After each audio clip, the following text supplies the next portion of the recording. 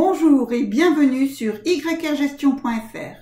Aujourd'hui, nous étudions la fonction Excel pente. Tout d'abord, rappelons ce qu'est la modélisation linéaire. Soit un nuage de points. On recherche une droite appelée la droite de régression linéaire qui permet d'expliquer le comportement d'une variable y comme une fonction affine, c'est-à-dire s'écrivant y égale à x plus b d'une autre variable x. Cette droite a pour pente ou encore coefficient directeur le réel a. La fonction pente renvoie donc la pente d'une droite de régression linéaire à l'aide de données sur les points d'abscisse et d'ordonnées connues.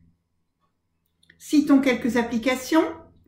L'étude de la pluviométrie en fonction de l'altitude, l'évolution du salaire en fonction du niveau d'éducation et, plus basiquement, l'évolution, par exemple, du chiffre d'affaires d'un bar en fonction du nombre de transats disposés au bord de la piscine.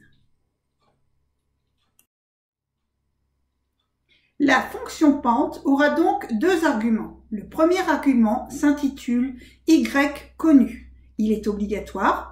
Il représente une matrice ou une plage de cellules d'observation dépendante. Le second argument s'intitule x connu. Il est obligatoire. Il représente l'ensemble des observations indépendantes. Problème posé. Soit une société ayant deux entités, A et B. On souhaite analyser l'évolution du chiffre d'affaires de chacune de ces deux entités sur les 6 premiers mois. On veut savoir notamment quelle entité présente la plus belle progression de chiffre d'affaires. On admet que l'évolution du chiffre d'affaires en fonction du temps peut être modélisée par une droite. On commence alors à renseigner un petit tableau Excel. En ligne, nous allons tout d'abord saisir les mois de 1 à 6, puis les chiffres d'affaires de l'entité A pour chacun de ces mois, en bleu, puis les chiffres d'affaires de l'entité B pour chacun de ces mois, en orange. Ensuite, nous allons calculer la pente du chiffre d'affaires de l'entité A. Elle s'écrit pente. Premier argument, ce sont les Y connus, donc B2 à G2.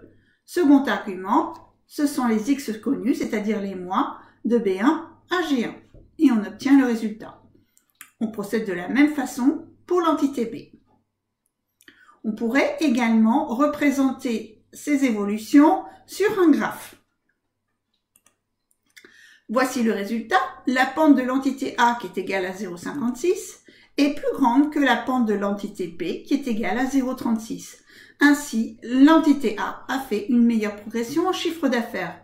Ceci est aussi visible sur le graphe. Voilà. À bientôt sur yrgestion.fr.